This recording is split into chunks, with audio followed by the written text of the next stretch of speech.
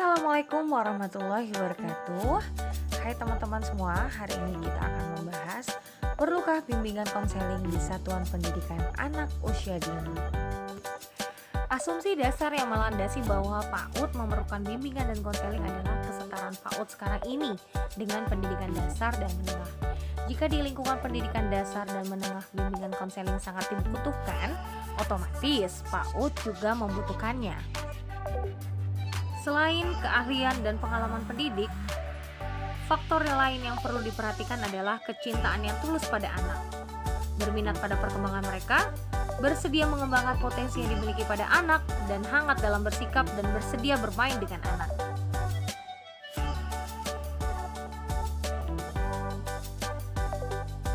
Pendidikan anak usia dini jalur formal berbentuk taman kanak-kanak, kemudian ada Rahdatul Atfal dan bentuk lain yang sejenis. Jalur non-formal berbentuk kelompok bermain dan bentuk lain sejenisnya. Sementara jalur informal berbentuk tempat penitipan anak. Nah, di sini bimbingan konseling pada anak usia dini dapat diartikan sebagai upaya bantuan yang dilakukan guru atau pendamping terhadap anak usia dini agar anak dapat tumbuh dan berkembang secara optimal, serta mampu mengatasi permasalahan-permasalahan yang dihadapi anak tersebut. Pada satuan pendidikan anak usia dini, bimbingan dan konseling kebanyakan tidak dilakukan oleh konselor, melainkan guru sendirilah yang terjun langsung dalam pemberian bantuan atau bimbingan terhadap anak didik maupun orang tua. Guru PAUD bekerja secara multifungsi, yaitu sebagai pemberi bantuan, bimbingan dan konseling, sebagai tenaga pendidik bagi peserta didiknya, sebagai ibu kedua bagi anak di tempat belajar. Maka dari itu, guru PAUD hendaklah berkompeten. Menurut Shaudi dan Agustin, adanya layanan bimbingan konseling pada anak usia dini dilakukan untuk membantu anak agar lebih mengenal dirinya, kemampuannya, sifatnya, kebiasaannya, dan kesenangannya.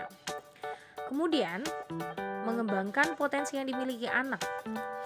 3. Mengatasi kesulitan-kesulitan yang dihadapi oleh anak. Nah, yang terakhir, menyiapkan perkembangan mental dan sosial anak untuk masuk ke lembaga pendidikan pada jenjang selanjutnya.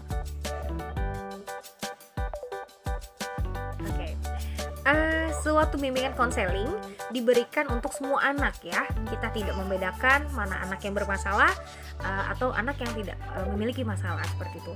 Jadi pemberian bimbingan konseling itu semua anak. Pemberian bimbingan yang baik akan menghasilkan yang baik juga. Jadi kalau kita konsisten memberikan bimbingan konseling pada anak secara bertahap, itu akan menghasilkan hasil yang baik gitu. Nah, bimbingan konseling dilakukan harus mencakup seluruh aspek. Seperti yang kita ketahui, ada 6 aspek perkembangan anak, yaitu seperti tadi ada nilai agama dan moral, kemudian ada kognitif dan bahasa, kemudian ada kecerdasan sosial emosional, dan ada fisik motorik serta keterampilan dan seni anak. Nah, sebelum bimbingan dilakukan pada anak usia dini, sebaiknya bimbingan itu diawali dengan mengenal kebutuhan-kebutuhan apa saja sih yang dirasakan oleh anak seperti itu. Jadi kegiatan bimbingan konseling tidak semata dilakukan untuk menyelesaikan masalah anak, tapi membantu dan memahami anak gitu. Jadi pada saat anak yang bermasalah kita bantu, tapi kalau ada anak yang memang tidak bermasalah dengan perkembangan anak tersebut, yuk kita lihat lagi, kita gali lagi apa saja sih yang harus kita pantau atau harus kita bimbing konselingnya terhadap anak tersebut seperti itu. Jadi bimbingan konseling harus dilakukan berkelanjutan dan berorientasi pada aspek-aspek perkembangan anak-anak. Baik, terima kasih teman-teman semua yang sudah menyaksikan. Mohon maaf apabila ada kesalahan. Demikianlah kurang lebihnya video dari saya sebagai presentasi perlukah bimbingan konseling pada satuan pendidikan anak. Jadi sangat perlu. Terima kasih banyak. Wassalamualaikum warahmatullahi wabarakatuh.